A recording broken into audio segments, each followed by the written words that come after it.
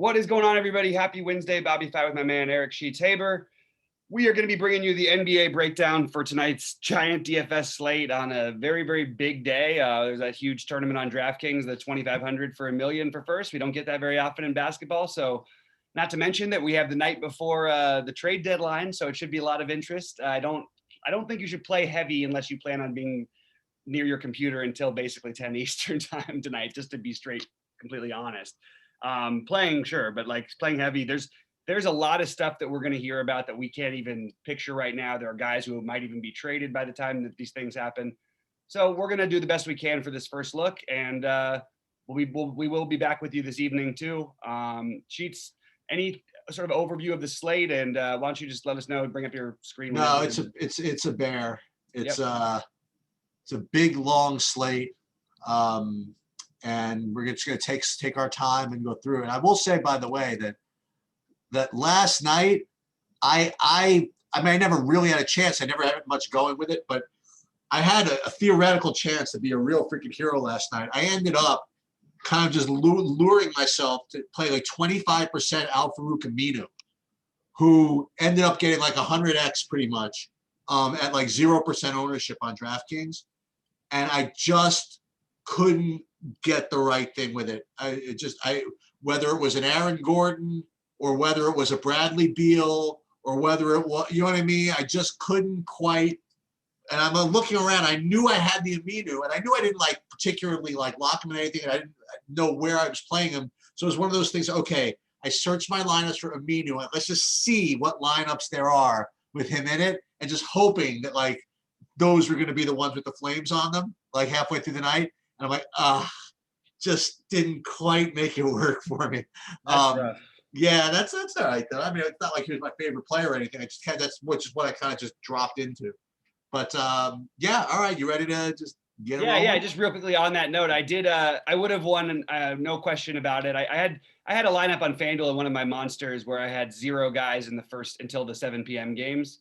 So I had 6 players in the Portland, including Cantor and everybody, and 6 players in the Portland, and so did I in the Portland game. You had 6 players in that game, and then my other 2 players were the Stone Nuts at the position. So yeah, including I needed the overtime just like you. Yep. But that's interesting. In the monster, there was nobody in the top 150 that had 100 that had anything even close to that. Yeah. So if that 3 goes in by Covington, or he makes the 3, there's a lot of things that could happen. So it was. Yeah, I ended up getting I think getting a Simmons steal taken away and stat correct me out of a min cash in the monster. I think that's pretty. I really think I was going to win. I finished 25th or something, and I literally had 3 times as much time as anybody else in the top 150. So I thought I was going to win it. But look, you can't ask. If you get overtime, great. You can't expect it.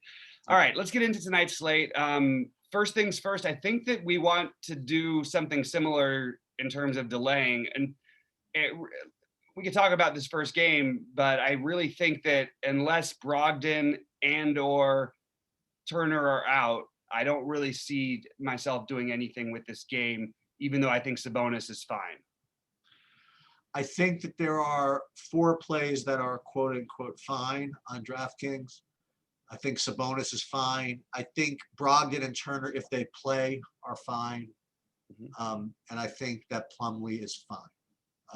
Again, nothing particularly stands out. And like you said, if there's stuff that might happen later that you're going to want to take advantage of, like the more games that could happen later, the less likely you want to play something early, right? It just increases the amount of variance that can happen later.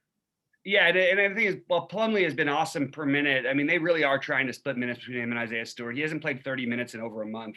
So I would just be careful with getting invested in those guys early. I actually thought the one guy who I actually thought similarly worried about some minutes would have been DeLon Wright on that side. But I think that everybody getting healthy and back is, look, if Brogdon and Turner are out, we're still going to have interest in LeVert and Sabonis especially.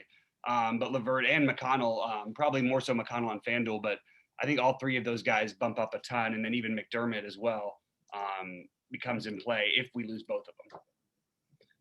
All right, Denver, Toronto. So we get a half-hour break if we do fade that first game, which I think, again, we just talked about it. But Denver, Toronto, Sheets, what do you think about going to Jokic here on the back-to-back? I like it. Yeah.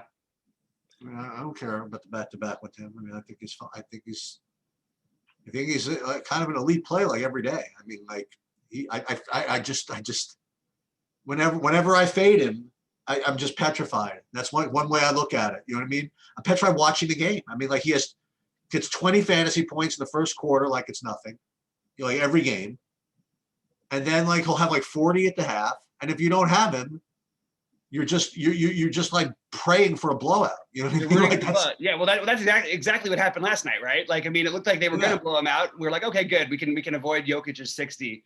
But nope, they didn't blow him out. The comeback was on. It was on. So the only interest, so Jokic versus Giannis versus Luka, I like all of those guys a lot tonight, and that's just going to be the only thing I'd say. This is a really good matchup for Jokic. Toronto has been absolutely terrible lately, and they've been awful all year against bigs. So it's really hard not to have him as one of the priority plays. I also don't mind Jamal Murray. Again, I think it's just a really good matchup for both these guys. Jamal Murray ended up playing a lot more minutes than I would have liked for a jump shooter. And with Jokic running so much, the assist numbers are down and all that. So Murray probably has to score like 30 plus real points for you to be happy. Maybe even more than that, maybe even 35 plus. But that's the only other guy I was interested, particularly on the side. Porter, Barton on other slates, maybe I'd consider. But on the Denver side, it's mostly going to be Jokic with maybe a tiny bit of Murray for me.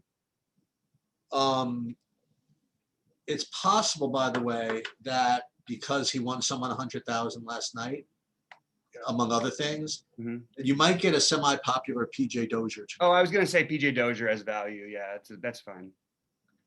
Yeah, I don't need him though. That was a 5-6 game slate with no plays. We don't have a ton of value yet, but I'm expecting some. But PJ Dozier, like, I mean, even still, like, he put up 24 fantasy points. That if we get the value that we've had on most big slates, that wouldn't even be enough hardly. I mean, it would be, but it would, you would need all of it. Yeah, 24. I don't think 24 fantasy points from a 3,800 guy is going to do it. He's only 34, but I hear you. What do you think about the Toronto side? I like Van Vliet quite a bit, but I don't know how much I'm going to end up with of him realistically on this slate. I do think that there's, the Kyle Lowry concern. There could really be a trade done soon, and he could sit out even if there's not a trade done. If we hear that happens, then I'd absolutely load up Van Vliet. But I kind of like Van Vliet, and I kind of like Siakam. The price is low. The minutes are going to be high. The production has been hit or miss. I'll take my chances on that. It's not like the worst matchup in the world. It's not the best, but I think his projections are a little bit low. And I didn't comment on it, but I do like Jamal Murray.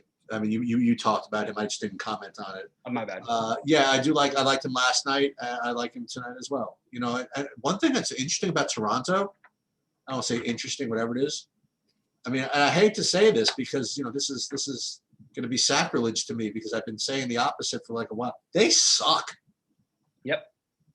I mean, I don't know. I mean, I don't know whether it's they ran out of gas, man. I mean, like they were probably one of the most overachieving teams last year, in the year after Kawhi left. Mm-hmm. They played awesome all year. And then, dude, they slapped the freaking COVID on them where they have no home team. You know what I mean? They have no home arena. And even though there's no fans, I mean, you're not home like ever. You're basically on a season-long road trip, right? It's tough, man. I think they might have just run out of gas. Yeah, it was weird. They had a horrible start this year. Then they get all the way back to 500, which was actually the 4 seed in the East, and now they've lost 9 in a row. Yikes! It's pretty ugly for them. So they have really been struggling. Of course, a blowout is in play now. The second half for the back-to-back for Denver on the road does make it seem a little bit less likely to me. So take it for what you will. I'm not going to treat this like an automatic blowout. Toronto still has a lot of pride. Their guys play a lot of minutes. They do. And I think that I think you could see. But again, if Kyle Lowry plays tonight, is still up in the air for me. Sure. Just based on the possible situations. And the same thing goes for Norman Powell, by the way, to a lesser extent. Maybe not a lesser extent, to a pretty similar extent. So it's also their third game in 4 nights, even though they didn't play last night. Just want to throw that out there. All right, Boston, Milwaukee. Who do you like on the Boston side of things? So I'll tell you what I was a little pissed off at. Jaylen Brown put on a very uninspiring performance the other day with Tatum out. And I'm not saying that he was just bad. He just didn't seem like he was just too interested in taking over the game. I don't know, maybe that's just not his thing or whatever, but he just, and I was about to say I was biased as I had him, but yeah, I was biased, so I was watching him happier than everybody else, right? Mm-hmm. So I've just seen him when he wanted it, and I've seen him when he doesn't, and he was just a pretty uninspiring performance. Now, this is Milwaukee, so I presume everybody's going to bring their A game. So I presume that everybody's going to be in for Boston, and I'm you know where I'm at. I'm kind of thinking that these guys are fine. You know what I mean? Again, like Tatum and Brown, I guess are fine. What's his name? Not Robert Williams. Kemba is like okay. So that's where I'm at in the Boston. Nothing really fancy for me there. Yeah. I don't like it with everybody back. I just don't think I'm going to end up doing much. I think that it would be Tatum or Kemba if I was going to.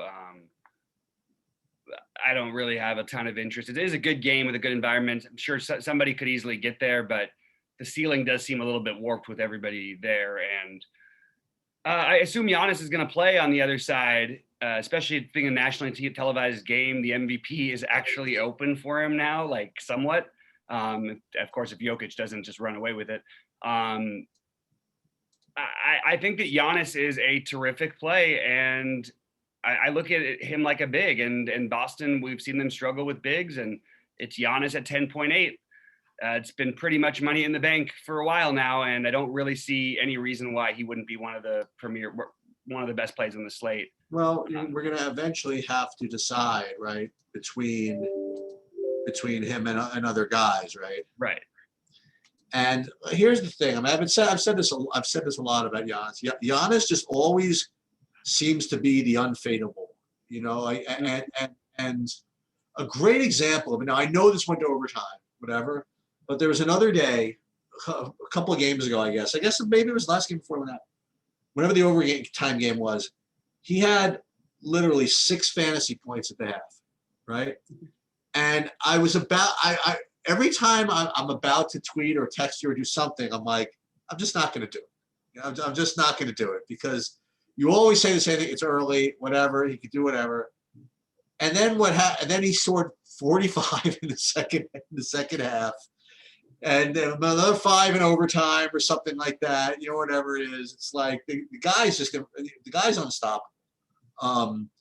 And if he plays badly in one half, then he'll turn it on in the second. And if he plays well and there's a blowout, it's because he scored 60 fantasy points. I mean, he's just a tough fade in general. And I don't care whether the Celtics bring back Bill Russell on defense or whoever. I mean, he's a tough fade. And I presume he's going to play. And he's an elite player. What else can I say? Do you like anybody else from Milwaukee? Not in this slate, no.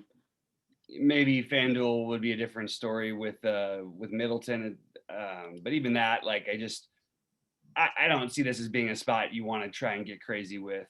Is assuming Giannis plays. Of course, if Giannis is out, I mean, I just don't see him sitting out on national TV. I don't know what but you could argue that he could play through some pain, and maybe that's a way you can fade him. You could argue that, you know, Drew Holiday has done a tremendous job lately, and maybe they can spread it around a little bit more. DiVincenzo's having a good year. I'm just trying to find reasons why you wouldn't play he or Jokic. Jokic would seem like, okay, well, if Murray gets hot, maybe that's one way, blowout. And Giannis is maybe the other guys are good enough to where he only gets 60. I don't understand how anyone ever pegs Giannis. I mean, he's just going to get 60 more often than not, or right in that range. And he's pretty much never going to really hurt you too bad without a blowout or something weird happening. And the other thing is that who did you mention about last night? What do you mean? There's somebody you mentioned with Giannis. I forgot. I was going to make some comment about last night. I thought you were commenting on never mind. Move on. Okay. Yeah, no worries.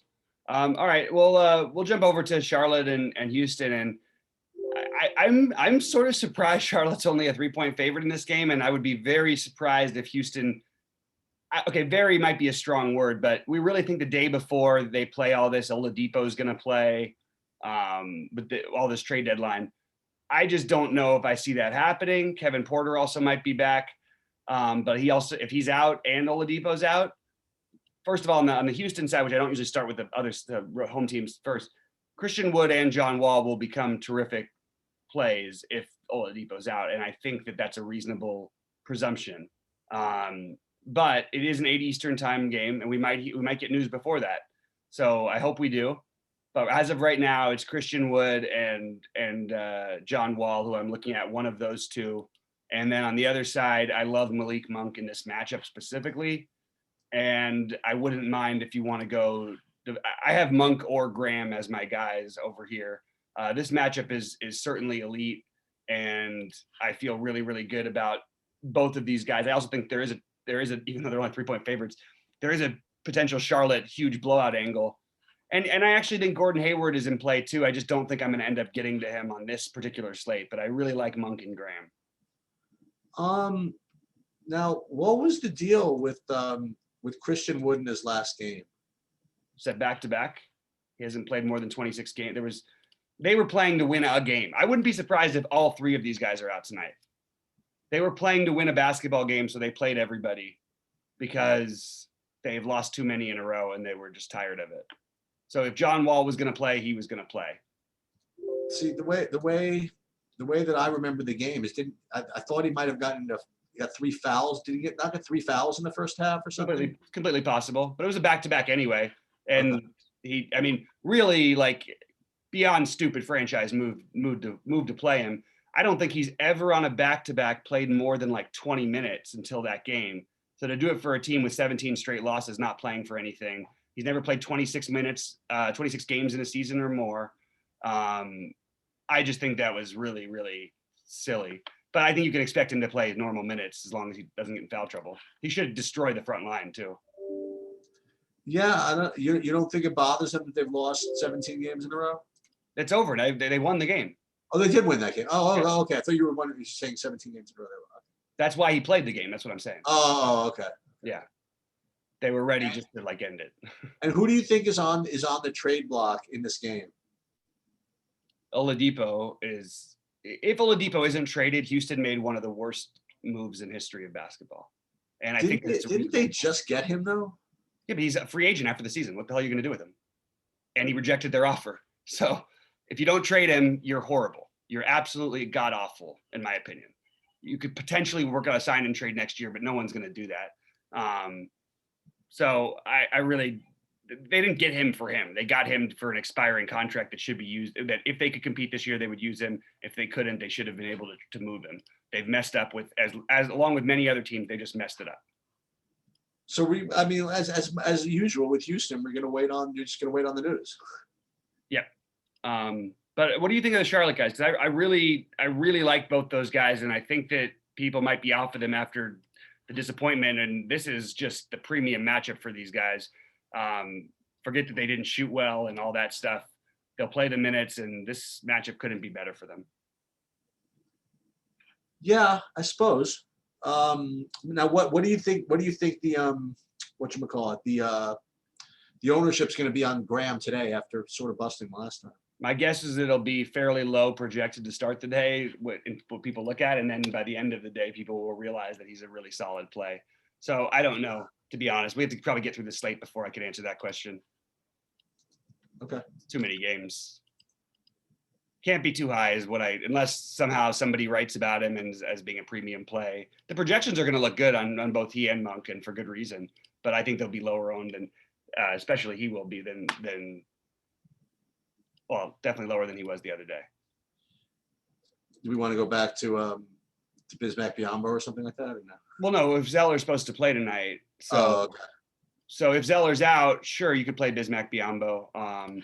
You will need a big to match up with Woods, and PJ Washington is not, or Wood is not the guy. And even the other night with Biyombo, it's still like, these are not exciting. It's no matter what, it's not an exciting play. It's something you get stuck with if you get there. All right. Phoenix, Orlando. Yep. Well, we got the game finally from DeAndre Ayton last night. That was solid. You know what I mean? He put up 48 fantasy points. I needed a nice 45 spot. I would have won the box out with from Wiggins because I had Ayton and I had the Aminu like you were talking about. That was a great, ended up working out great. So everybody on Phoenix is a good play if this game stays close. I would rank them back to back has me a little bit, but they do need size. Okay, so I would rank them Ayton, Paul, Booker, but I think Booker has the most upside and probably will get even some of the, early fourth run if they were blowing them out. I also think you should be ready for a potential Cam Johnson to sit. It is a back-to-back that hasn't played in a while, and if that happens, it would open up a little bit more for Crowder and Saric, but mostly because of the size of the slate, I'm sort of staying away from this one more than, I don't say more than I should, but more than I would. I don't know. I do like it at price on Ayton. I don't know what else to say. Well, is Terrence Ross gonna be back or no? I think it's just questionable, but I don't know I don't have a read on whether he is. He's played it a million times when he hasn't been this questionable. He's missed a million. I don't know what they're doing, to be honest with you, with him. They might even be shopping him. So I really don't think we're gonna know. Well, maybe we'll know. We might know. Did you mention Cameron Payne? I think on this slate, that's just a terrible play.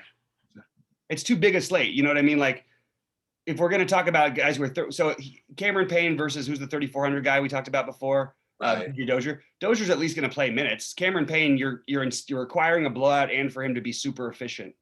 And while he's had games before and maybe he sneaks into a lineup if no value in fact does open up, I just think that is really, really thin. And I again, if no value opens up, it maybe not, but I think right here it's like really thin. So we've had some pretty uninspiring games now so far. Yeah, which is great because it's a lot of schemes to go through. This next one is, you don't have any Orlando or Phoenix. I don't love anybody. No, I mentioned Cameron Payne. I mean, just as a guy to play, but not really. The other, and again, you can always count on me to take a shot with Booker. It's going to be 0% as usually is nowadays. So Orlando can't really guard, so I think it's fine.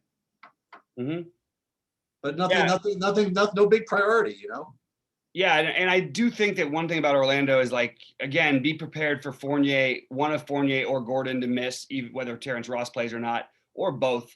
Other guys I'm hearing in a bunch of different trade rumors.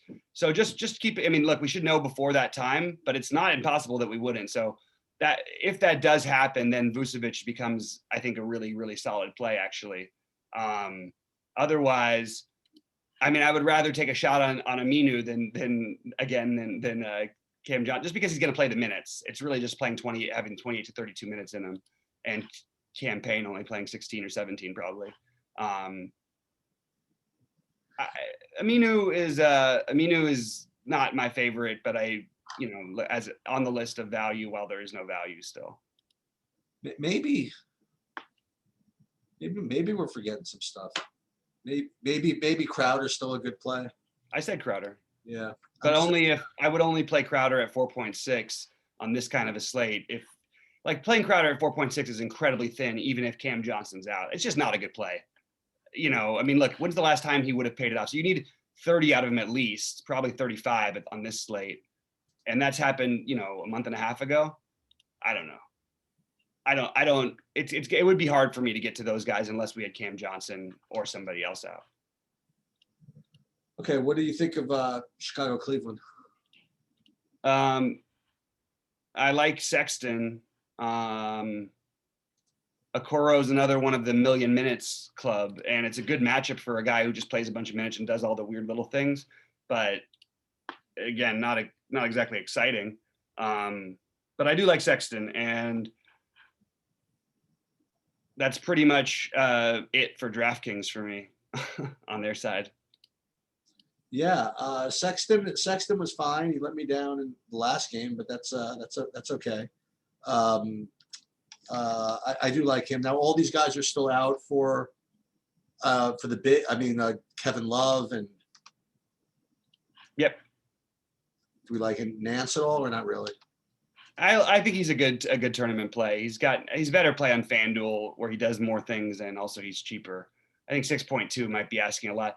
It's pretty clear that he and Jared Allen, for whatever reason, can kind of take away each other's ceilings because they basically have done nothing for the most part since he's been back. What about? I guess that's it. I don't want to force shit. You know what I mean? Yeah, you don't need to. I mean, it's a big slate, so we can make some hard stances. You like? There are good spots later, and there's guys to pay up for. So, right, we've got some guys we're gonna like. It's just there's a lot of ugliness on this slate too. What do you think of the Chicago side? Levine and Satoransky are both in play for me, but I'll just point out again, as I've pointed out a bunch of times with Levine, it's not the same with all these guys healthy. It just really isn't. Even the other night against Utah, he shot the ball 25 times and he only put up 42 fantasy points. I know he's 10 of 25. It's not even that bad. 4 of 10 threes. Everything's, a little bit less for him. And also he's not getting the steals and blocks he was earlier in the year. The rebounding numbers are adequate. But at 85, this is against a slow down team. It's not that exciting. And Satoransky is that sort of middle-ish value. I feel pretty secure about Satoransky's minutes in general. I think that they really realized that it wasn't working with White. They're playing better basketball in general for the most part. And I think they're going to stick with Satoransky until they're trying desperately to get Lonzo Ball. But I think Satoransky is going to be their guy until then, and he's going to play 30 minutes-ish every night, unless somehow Kobe White gets crazy hot. But yeah, I don't think we really want to do much on Chicago's side. Yeah, I like Levine. Yeah. I mean, I always like a little bit of Levine. Yeah, can always go off for sure. Memphis, OKC. I have a feeling that OKC is going to do some things that are going to make us want to play some of their guys tonight. You think they're arrest some guys again? I think that they're trying to lose and they're not able to even. It's pretty funny. It's like they just Grayson Allen, wrong slate for me. I do think Kyle Anderson. I mean, look, we certainly know there's upside for him. He put up 42 in the last one. We've seen some 50 games out of him this year. He's 5,100, which feels cheap, but they have a lot of bodies, and I keep just reminding everybody that. The guy who I think is being under-projected is Justice Winslow. I still think there's upside for him in the minutes. I think he can be productive. But I don't know that I want to really do that. I just don't feel like anything jumps out, with the exception of the very low-owned Ja, and if no Horford, the very low-owned, still very low-owned Valanciunas should have a field day. So Ja and Valanciunas are mildly of interest to me. Yeah. For whatever reason, I don't know, the Kyle Anderson thing seems Kyle Anderson things just seems reachy for me. I don't know what to say. Mm-hmm. But yeah, Valanciunas always is like a kind of a good tournament play. I mean, nobody ever plays him. And I definitely think that he's okay. But what about this? But what about this? The OKC side. Yeah, I was going to mention one real quick. Dillon Brooks, I didn't mention it along with him, but Dillon Brooks is part of the reason his minutes have been limited is he gets in foul trouble every game. Now, if he doesn't, I actually should have mentioned Dillon Brooks on their side. I think Dillon Brooks might be preferred to Kyle Anderson for me. His minutes are certainly more secure, I think. The OKC is just going to depend on what happens. Like if they play everybody, you can count me out. And they don't have them on their current list. If they play everybody, you can count me in for one guy who, again, was sort of smashing the other night, ended up with a good night. Now they've made his price a little bit higher, but I'm just going to keep saying, if you watch this guy Pokievsky, you're going to want to play a little bit of him. So Pokuevsky would be my highest level of interest if everybody played, and even then it would be pretty minimal. But if we get Horford out again, if we get Dort out again, or anybody else, and which is very possible, I think we can jump right back on to Poku and Moses Brown and Shea. They're all solid, but I don't like them. I only like Poku if they're all healthy. Yeah, I like Shea. We're presuming Horford in. I mean, he's not on the injury list. It's just I'm not presuming it at all. Like, I don't know. Yeah, I assuming everybody plays. Yeah, I kind of don't want anybody. Perfect. Yeah, big slate. We don't need to reach. There's a guy in this next game that I really want to play, but it's going to make it tricky because he's the same as our other guys. We actually haven't even gotten to one of our other guys yet, but we have 4 legitimate pay-ups who I think are all terrific plays, and Luka is definitely one of them. I think Luka might be as good or better than all of them. He doesn't have the back-to-back. Doesn't have the Giannis injury thing. Harden also has a back-to-back that he's playing tonight, and they're playing Utah, which could actually go either way. Luka was absolutely smashing the other night in Portland. He would have put up another 70 or so probably, but they ended up blowing him out, so he only played 29 minutes, which is basically never happens for Luka. I also, so I love Luka. I don't know what else to say, but, and I think he's going to project so well, he won't be lower owned, but I really like Luka. And if you're going to go a different route, I really think Porzingis has a chance at an upside game here, but is a better play on FanDuel as usual. You like, Luka more than, I guess we have to deal with Harden later, right? I mean, like, this is yeah, it's hard for me to. These are some rough decisions, man. Yeah. You like anybody else from Dallas? I have a feeling Harden may not play. By the way, just thinking out loud. I like Porzingis. I don't think you want to get involved with anything else on this slate. It is a good matchup for everybody. I hate Durant and Finney-Smith, especially on big slates. If you're ever going to play these guys, you want to do it against teams that are fast, that don't really play defense, that are sort of sloppy. But it's not like I love the idea of paying 4,100. Now, maybe you could argue with stacking, a Luka, Towns, and Finney-Smith stack or something like that, because they don't really take away from anything. But everybody's these other guys being healthy does not help Tim Hardaway Jr., does not help Josh Richardson. Richardson would be, these guys all grade out to be fine. I just don't see anything that makes me feel like I need to play them. You like Towns today? I think that he's going to crush Dallas. I don't know how this game is going to end up going, but he took 28 shots in this last game, which is crazy. Dallas has been just getting massacred by bigs all season long, and I don't see any reason why this should be any different. I think that the projections are a little bit off, and I think that I'd be surprised if he scored less than 50. Now, the reason I'm not going to end up playing that much of him is because I don't think he's as good a play as these other guys. And you're gonna probably find the 600 to get to Jokic, right? It just feels like 700, yeah. But yeah. So I don't know, Right. Again, look out for Ricky Rubio news and stuff like that, because if he's out, then Jalen Noel would become a good play. Actually, Jordan McLaughlin's supposed to be back tonight, so we'll see what happens with that situation. But Towns would be the first guy to run it back with. Edwards is certainly has the upside. We certainly know he can do it. I'm sort of iffy on him tonight. So he's my in-betweener. I'm not really sure what I want to do with play. Any thoughts on Edwards? I just feel like maybe there's better, feels like a lot to spend. He's so inefficient, but he takes so many, his usage is literally right there with anybody's right now. He just can't, if he gets hot, he's gonna win somebody. He's gonna make somebody a fortune. I just don't think I'm getting it. I see where we're headed here, right? We're going to want to play 2 of these studs, right?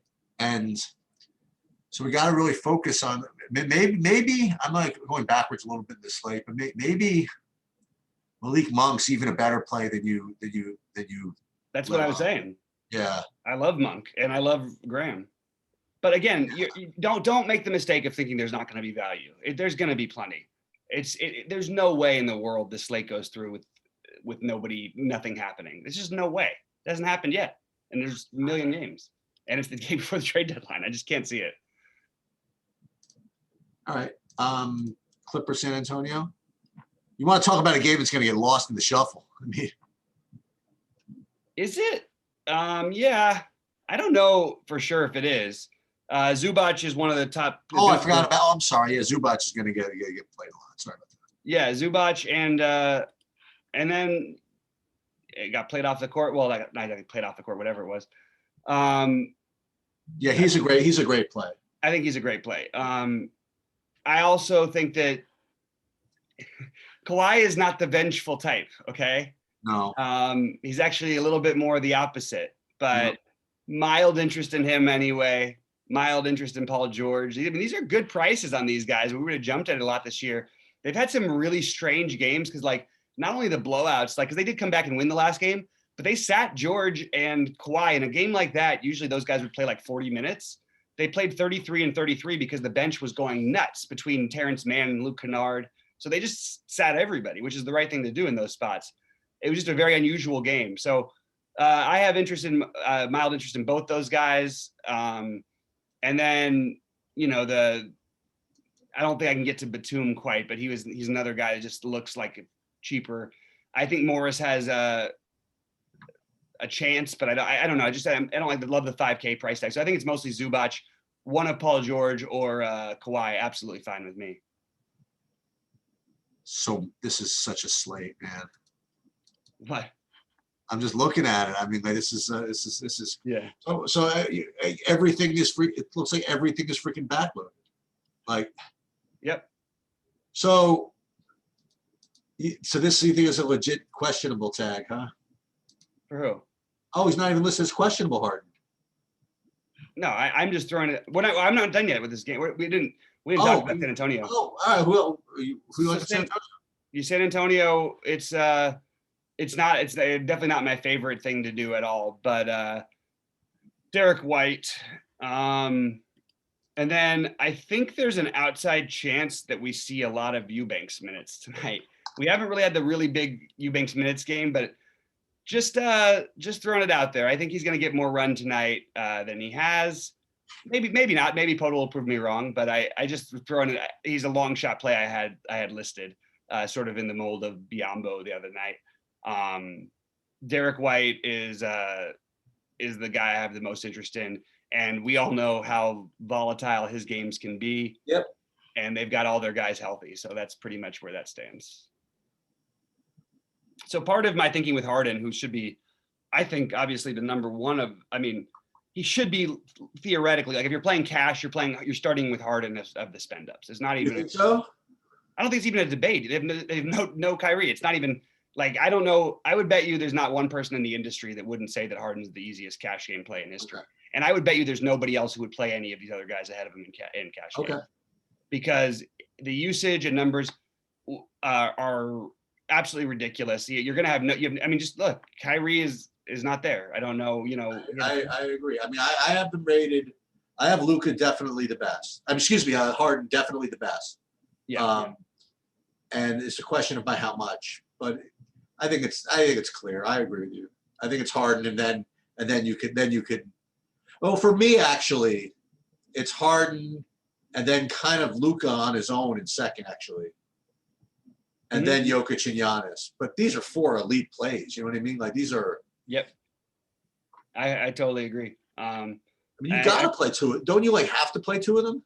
I think that's going to be a very common way of thinking tonight, and there aren't like we didn't mention that many great guys and other things, but if some of those guys are out for Houston, Wall and or Wood would be the tier down you could play. Maybe if the other guys are out, Sabonis becomes a stronger play. So you don't really need to if those things open up.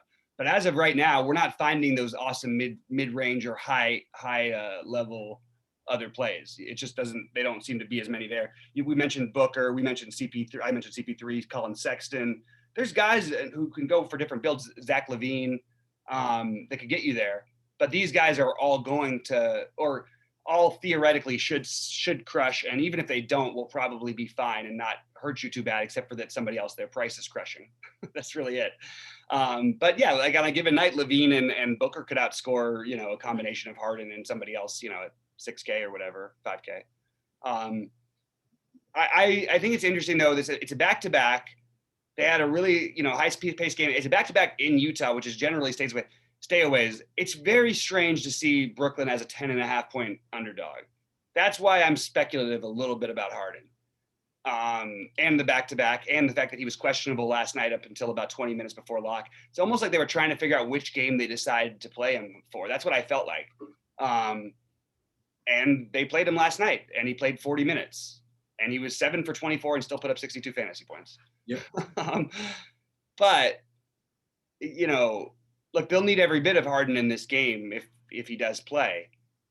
I do get worried about getting like us not knowing and then finding out later. So I'm going to have to do some digging on this one because just a little worrisome, man.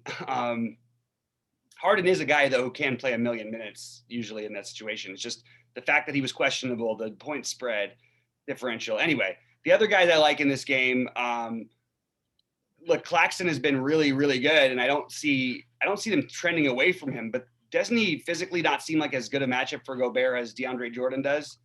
I agree with that. Maybe he gets taken a little bit lower. At the same time though, he's definitely wasn't. He got just absolutely dismantled last night. They both did by Cantor. Honestly, I'm having a little trouble here. If it'll help, my favorite play on the Brooklyn side, aside from Harden, is the other one, is TLC. That's just he's cheaper. He has upside. I probably like him a little more than anybody else from Brooklyn, aside from Harden. Yeah, I just want to point out TLC was not even like you could see a DNP CD out of him. Sure, probably not here, but last night it wasn't like he needed to play those minutes. No. It just happened that you got hot right away. So don't feel like he's a safe value, but I do. No, I think Harden is. Play Harden and hopefully other stuff except for TLC and Claxton show up. Yeah, and then Bruce Brown let people down last night. I don't mind going back to Bruce Brown here. Yeah, sure, why not? And I think Jeff Green back in Utah. He's been. I forgot about that. He's been everywhere. He's been everywhere. And by the way, I did feel a little bit surprised at how many people played Tyler Johnson last night. That was in the big buy-in. He was 26% owned. I was like, what is going on? Dude, I'm telling you, something was going on. Every time I ran optimizers, it's got more and more and more of him. And I had to just kind of literally force him out of lineups and stuff like that. So there was something going on with him where people just kind of either knew or just thought they knew or whatever. That was a lot of. Well, they were wrong. I'm just telling you where it came from. You know what I mean? No, I'm glad. I think that there was some speculation about Harden playing. People were really serious about that, and I just thought if they're going to play him one of these two games, they're going to play him against Portland, not against Utah, in my opinion. What's so funny? How many points did he have? He seemed to play a decent game too, Tyler Johnson. Did he? He had 15 fantasy points. No, I know, but I'm just when I was he's fine. It's fine. He got some more run with Kyrie out. It's kind of weird because it really is fluid with this Brooklyn team. So even I'm included. I had Brown as a priority play last night, but it's even with these other guys out, you don't know exactly who they're going to end up running with. And TLC wasn't supposed to play 28 minutes last night. I don't think people saw that one coming. But yeah, all the Brooklyn guys I have is questionable value, and Jeff Green, Claxton. Honestly, a lot of it's going to depend on me whether Harden plays, and then I'll play the the Tyler Johnsons if Harden doesn't, obviously. But I need to figure out what to do with this game. And I look, Harden is probably going to play. Maybe I'm just overreaching, but I'm just thinking out loud. It does seem like the kind of spot where you would sit somebody. All right, so can I start with this last game? Please. You didn't say anything about you don't have any. Utah. Yeah, I just feel like it's a good pace game, and anybody we sure, like, maybe sure, Gobert. Sure, Conley. Okay, I'll go Gobert as my guy for Utah if I had to pick one. Gobert and Mitchell are both good to me. So we should have our little categories of. I know what we're doing, Sheets. I know what you're gonna say, and I'm in on it. I'm 100% in. Yeah. Go ahead. All right, guys. Good to see you. Well, we'll go through FanDuel. We'll see you guys later on because, for those of you that have been living under a rock, haven't been following us for the last like 2 years, and the stuff that we like to do, and the guys we like to play, and the situations we like to play, we will be playing. And we haven't talked about this late at all. We will be playing Bogdan Bogdanovich.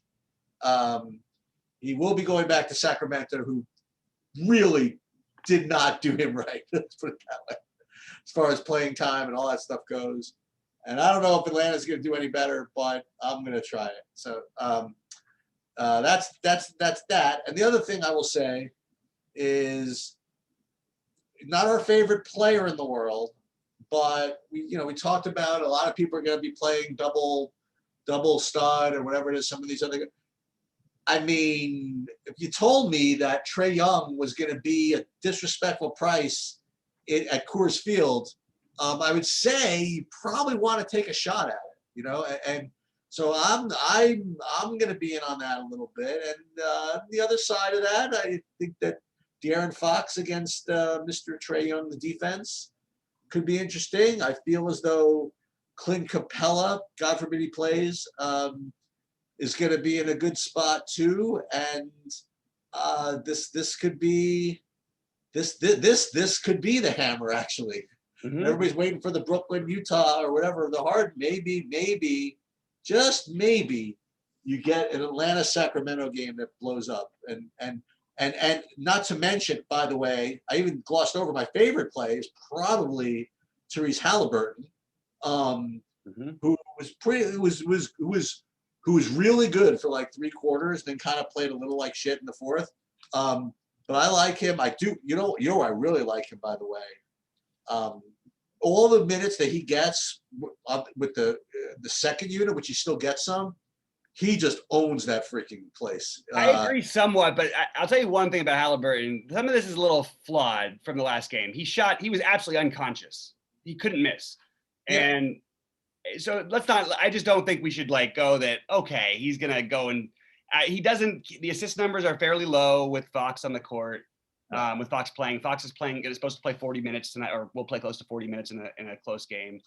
I like Halliburton, but I think he's going to pop for a ton of people. And I'm just saying there is absolutely a bust path in there. Want to throw that out there.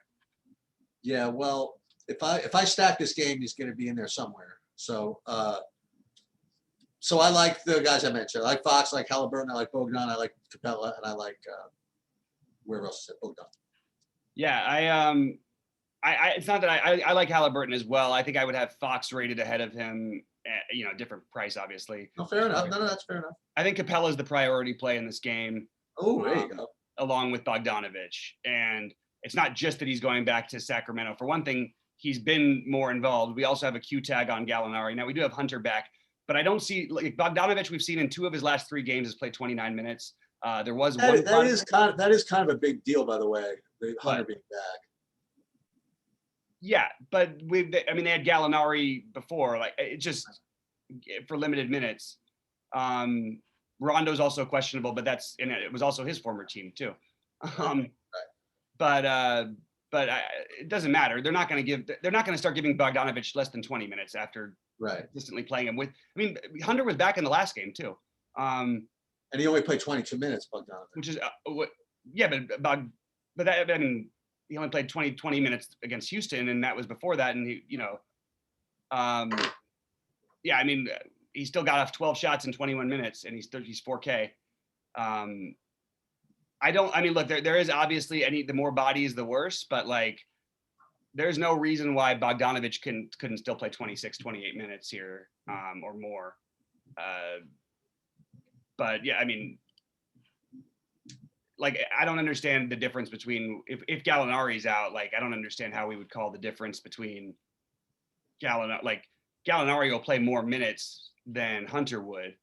So I actually think that it would be an upgrade for Bogdanovich. But anyway, I think John Collins would be an interesting guy too. I like everybody against Sacramento in general, but Capella, Bogdanovich, Young are my favorites, with Collins being sort of a weird one. And then Fox, Halliburton, Healed, very close between Hield and Halliburton for me. And that's what your middling build is sort of focusing on this game, in my opinion. Maybe you play Trey and Capella with Fox and Halliburton, or that's not the greatest combination together, but something along those lines. I don't think I'll touch Rashawn Holmes. I know he'll project well. I'm pretty much done with playing centers against Capella for the most part. Yeah, it's probably a good idea. And by the way, Capella last time in this matchup in limited minutes put up 48 in 28 minutes, I believe. So if those minutes get to 30, and it's just a great matchup for bigs. I really like Capella tonight. Pretty much when I've been saying that on those big slates, we've hit on him. So I'm probably going to have him in one of those $2,500 buy-in lineups. Anything else before we go over to FanDuel? No, let's jump over to FanDuel and positions. I think there's going to be a lot more to talk about later because I've got a feeling that we're going to hear about a lot today. There's a price on FanDuel that I'm looking at on my sheet, which is literally making me believe that my sheet is wrong. So I'm going to be curious to see when we get to this position whether my sheet is wrong or whether this is a ridiculous price. But we'll get to it. Okay, let me just pull. Oh, what do you got here? Oh, look at this. This is a good one. There's a 150. There's never a 150 here. Yeah, it's my absolute nightmare. If one site plays a huge tournament, the other site should play the huge tournament. I hate the one huge and then one you spread them all out because I don't want to get all spread out today. But I'm still going to have to do it a little bit. No, but it's an interesting price point. Like 150. They never have a 150 here. Yeah, it's pretty rare. For sure. Okay, so you want to look at point guard first? Shoot, I'm gonna have to get some lineups in. Yes, let's do it.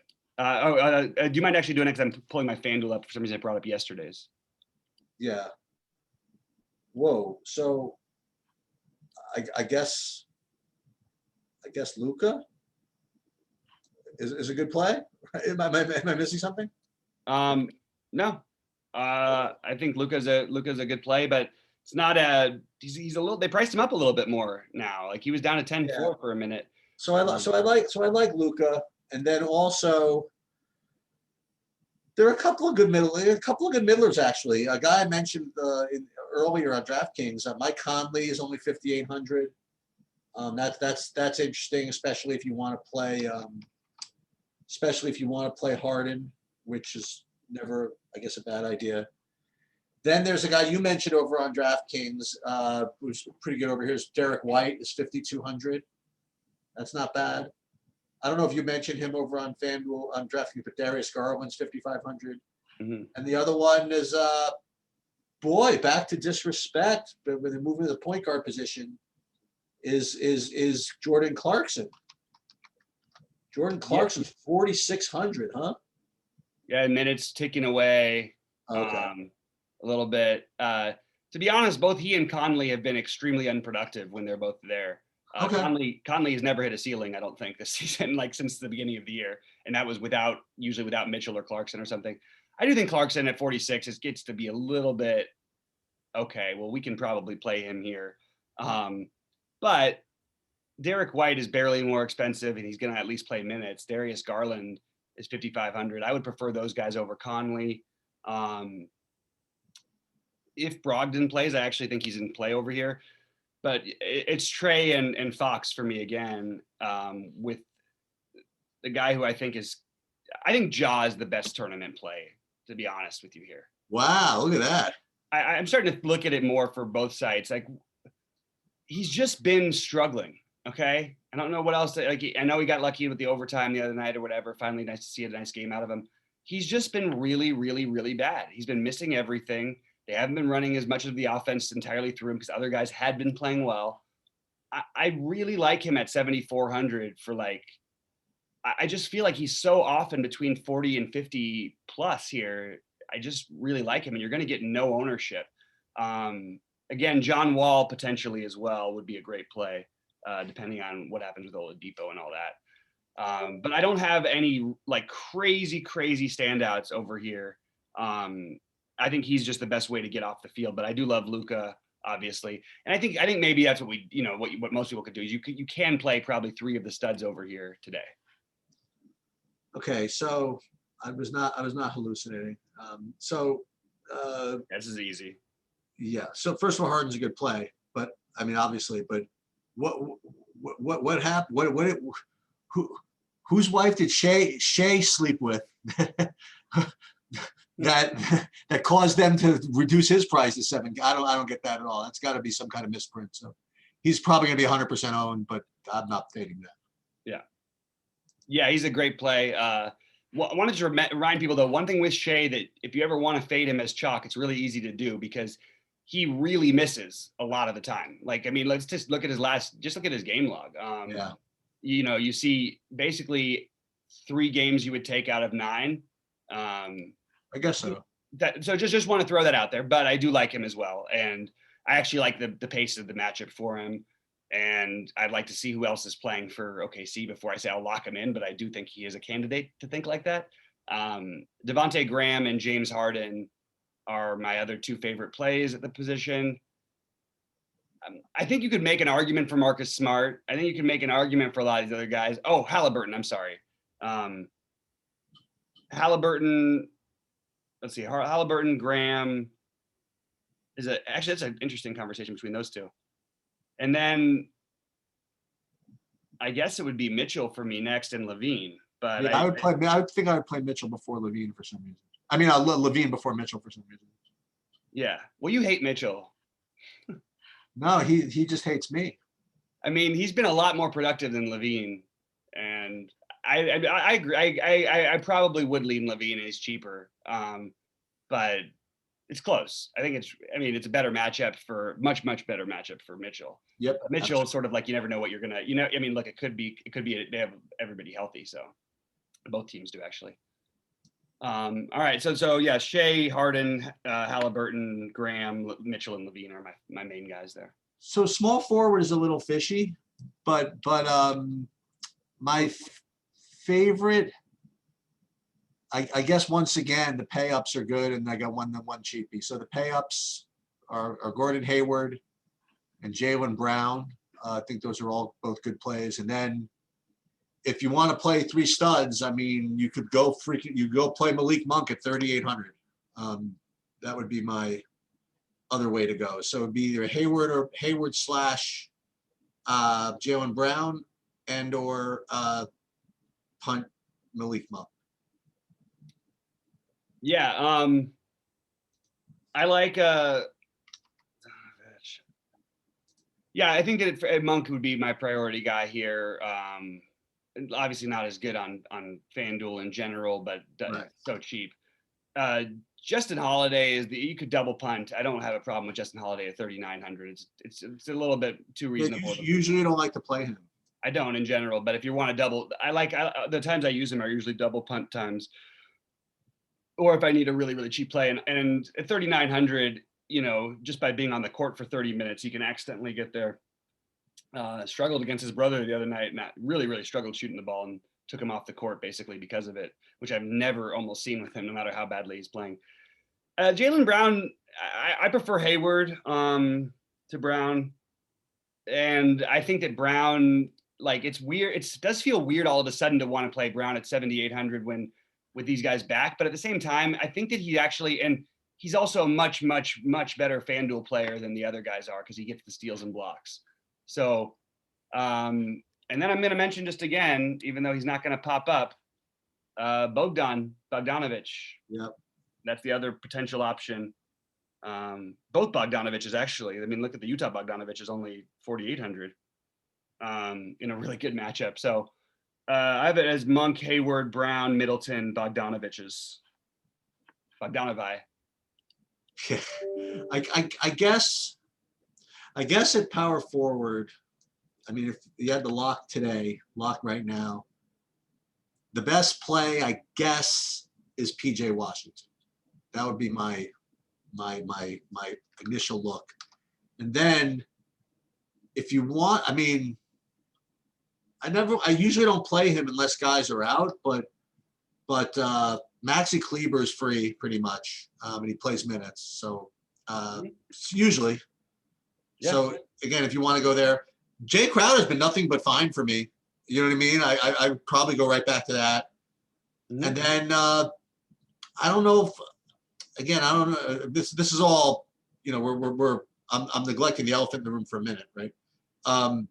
Sabonis, I guess, is fine. Kristaps is fine, but Giannis is, again, it's just one of the decisions you have to make. But I don't know. I think I can get away with, if you play PJ Washington and Kristaps, for example. I don't know. Do you have, how do you rate these studs on FanDuel as opposed to DraftKings? Now I don't know what to do. Wait, say that again? I was thinking about Giannis in general. Yeah, I think that he's a really good play. I don't think this position is so strong where you shouldn't be interested. Obviously, because we have Shea's price where Harden is, Giannis maybe. No, it's closer over here is what I would say. I still think Harden's the priority between the two. But, and then I like the guys you mentioned. I'll take Washington, then Kleber, then Crowder, then Patrick Williams as the cheap guys. And then I would take, honestly, Sabonis over here is screaming at me kind of, I feel like. He is, right? Sabonis and Giannis are, yeah, so I guess, yes, they're the pay ups, but do you need to do it? No, you don't. I don't know what else to say. Like it may be less of a need, or not a need, but he's a great play on both sides who probably falls a little behind the other top spends on this side. So I totally know what I'm supposed to do at center. Mm-hmm. Okay, so here's the reality, and then I'll tell you what I think I'm supposed to do. The reality is the best projected play relative to price, relative to what the rest of the slate is going to be Zubac, right? So he's 5K, and he's probably going to be really, really popular because people are going to want to play all these other guys, right? The second thing that people are going to do is play Jokic, which is certainly, I can't argue with that. You have to go a different way with your other positions. So I think what you're supposed to do is neither. I think you're supposed to find something else. And there are guys that all of whom I could make a case for, all of whom could bust, all of whom are going to be under 10%. So I'm just going to list them. Miles Turner at 5,700, Jared Allen at 6,700, Capella at 72, and Christian Wood at 8,100. So I don't think Christian Wood is going to be lower than 20% owned. Oh, well, screw him. My guess. So I think then Capella at 7,200 and or Jared Allen at 6,700 would be the way what I'm supposed to do. Yeah, the Capella, I really want to keep taking shots with Jared Allen. I just feel like on big slates, what are we doing? The guy has not put up a game in 5,000 years. Which, by the way, reminds me, we forgot about Nance at small forward as another middling play that I like. Okay.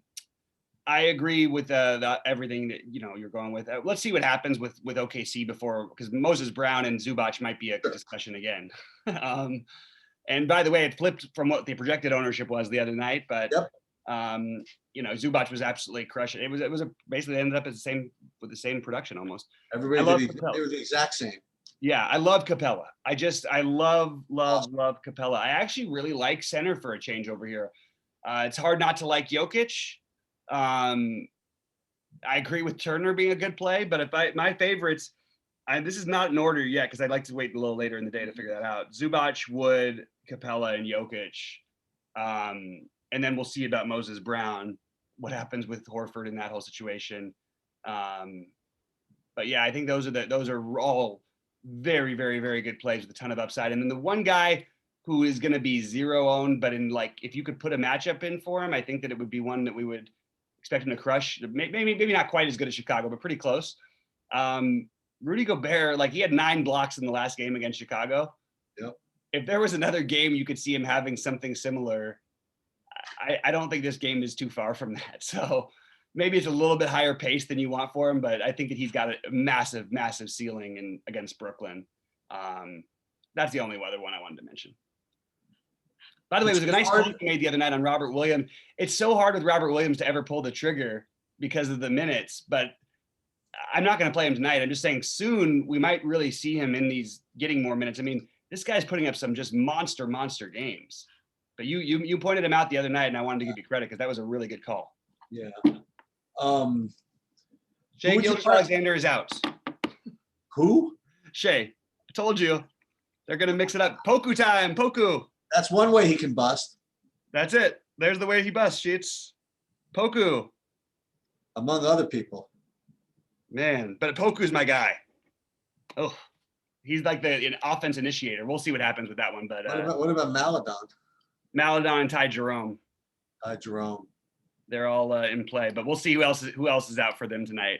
Because I don't think they're going to run Horford out there if Shea is not out there. It doesn't make a lot of sense to me. Wow. So Maladon, Ty Jerome. It's gonna be, yeah. I think it's Pookie season. Poku, let's go. He runs a lot of that stuff, man. I'm kind of excited to see it. Poku season, and you know what his ownership's going to be? Believe it or not, it's going to be about 13%. Oh, Poku? You know what he was the other night? 1.2%. I know. Well, today he's going to be 13. Oh, you think he's going to be lower today? Yeah. What? You think he'll be lower today? Wait, am I getting this right? You said he was 1% last time. Yeah, I'm sorry. You think he'll be higher today? Sorry, you think He'll definitely be higher, but he won't be. I don't think people are going to play. What I'm saying is he won't be high enough. Yeah. As it currently stands, I'd be surprised if he got 5% ownership, even without. Oh, really? Shea.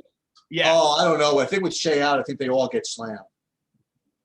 We'll see. I mean, that's just one guy. They have a lot of guards. They all get slammed, and you game log watch, and the guy scores a zillion fantasy. You know what I mean? Like, yeah, we'll see. I mean, if there's two more guys out, which probably happens, maybe he'll get some ownership. But I would still be surprised if it's not pretty low. I mean, look, they announced a bunch of guys out. I mean, they announced Horford and them out last time, and nobody played him because nobody knows what position he plays. Yeah, fair enough, including him. That's really true. All right, guys, this was good. We'll be back with you at 6 Eastern. Just for you guys' heads up, Sheets will not be here tomorrow and Friday for either show, and Friday I will be with you guys. And yeah, I may have to get off tonight's show a little early because I'm playing the huge tournament. I just might need to get a few things in, but I'll be there certainly from 6 Eastern until at least 6:45. All right. Good luck to everybody. Talk to you later, man.